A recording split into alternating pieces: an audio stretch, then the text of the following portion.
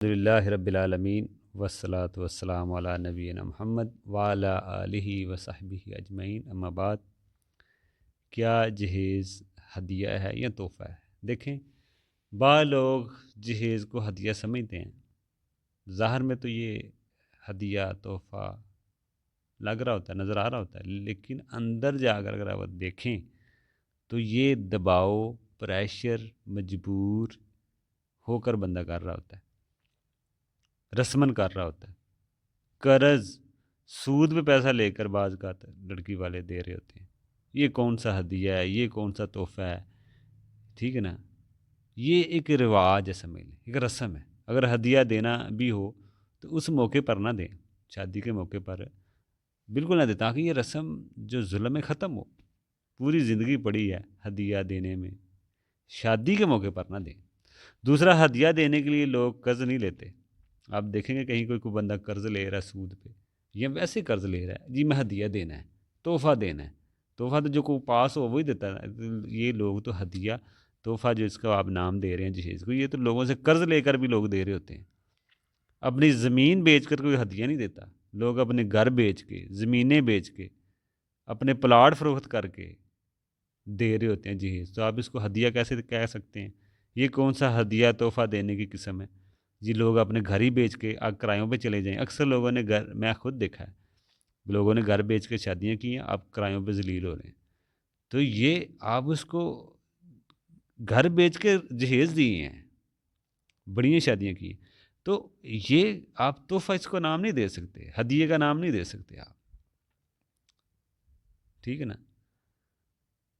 تو آپ اگر جہیز کو ہدیے کا نام، تحفے کا نام دے دیں گے تو کیا ہدیے کا حکم اس پہ لگ جائے گا؟ اس پہ ہدیے کا حکم نہیں لگے گا۔ اصل حقیقت پہ شریعت حکم لگائے گی۔ اصل فیکٹ، حقیقت کیا ہے، اس حساب سے حکم لگے گا۔ تو جہیز سے شادی مشکل بنی ہوئی ہے، زنا عام ہوا ہے، زنا عام ہے، شادی مشکل ہے۔ لیٹ کرنے کی وجہ سے شادی جو ہے نا، یہ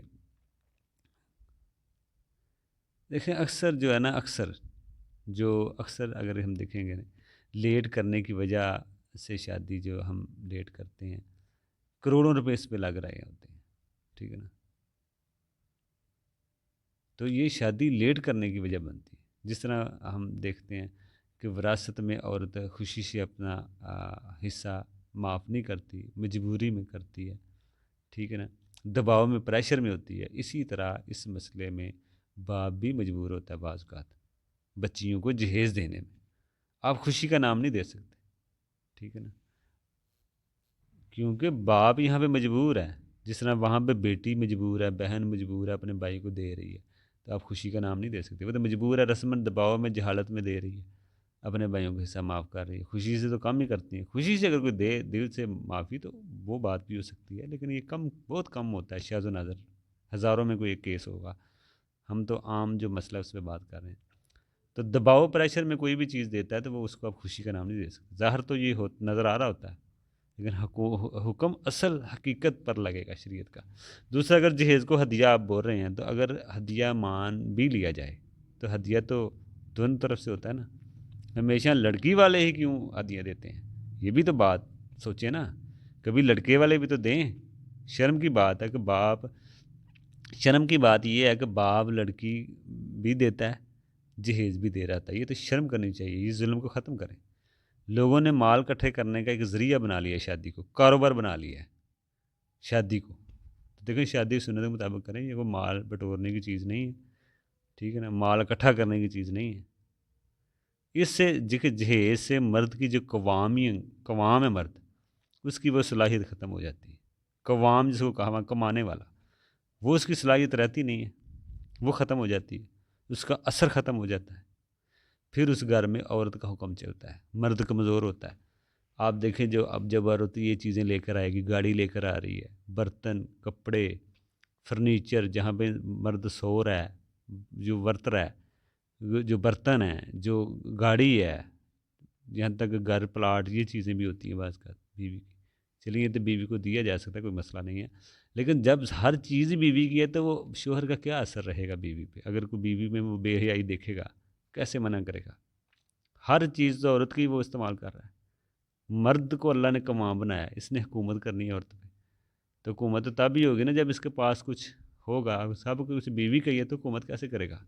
یہ تو بیوی کو تابع رہے گا، یہ تو بیوی جیسے جائز نجائز کہے گی وہ کرے گا۔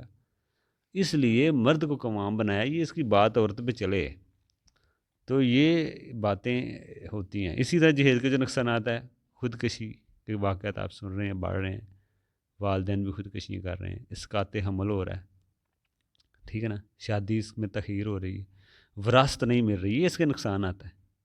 عورت بعض کا بہو قتل بھی کر دیا جاتا ہے، اتنا جھگڑا آگے تک چلا جاتا ہے ان باتوں کو لے کے۔ اگر کوئی جہیز کی وجہ سے قتل ہوتا ہے تو سب دینے والوں کو گناہ ملے گا، کیونکہ سب حصے دار ہیں، سب حصے دار ہوتے ہیں، کیونکہ یہ لوگ اس کو رواج کو بڑھاوا دے رہے ہیں جہیز کو۔ تو ظاہر بات ہے جہیز کی وجہ سے جو بھی خرابیاں بنتی ہیں وہ سب کے حصے میں کھاتے میں گناہ جائے گا، ٹھیک ہے نا، کیونکہ انہوں نے اس کو بڑھاوا دیا ہے۔ اس کو ختم کریں، یہ نہ ہوگا کل کو جتنا یہ معاملہ بگڑ جائے، اس کے جو بھی نقصانات آ رہے ہیں سب کے کھاتے میں تھوڑا تھوڑا گناہ سب کا جائے، کیونکہ کسی نے کوشش نہیں کی ختم کرنے کی، سب کے حصے میں کھاتے میں جائے گا۔ جیسے قبیل کے کھاتے میں جتنے بھی قتل ہونے ہیں نا دنیا میں، قبیل کے کھاتے میں کوئی نہ کوئی ہر قتل کا حصہ جا رہا ہے، اس کی عذاب کی شدت بڑھ رہی ہے، کیونکہ اس نے کام شروعات کی ہے۔ قبیل والے مسئلے میں اگر دیکھیں، قبیل نے حبیل کو قتل کیا، اب جتنے بھی دنیا میں قتل ہوں گے قبیل کے کھاتے میں کوئی نہ کوئی حصہ تو جائے گا ہر قتل کا، اس کا عذاب کی شدت بڑھے گی۔ اسی طرح جہیز لینے والوں کا بھی مسئلہ ہو سکتا ہے، جہیز کو بڑھاوا نہ دیں تاکہ سب کے جہاں بھی برائی پیدا ہوتی ہے جہیز کی وجہ سے خرابی پیدا ہوتی ہے، آپ کے کھاتے میں بھی گناہ آئیں، اس لیے جہیز کا لینا دینا حرام ہے۔ اگر کوئی توبہ کرنا چاہتا ہے وہ جہیز کو واپس کرے پھر توبہ کرے، ٹھیک ہے نا۔ آگے بھی ہم شیئر کریں گے کہ اس کے کیا کیا نقصانات ہیں، لوگوں کو اس سے نفرت کرنی چاہیے۔ جہیز سے وراثت کا نظام درہم برہم ہو کر آ جاتا ہے، اس لیے جہیز کو ختم کریں، وراثت کو عام کریں۔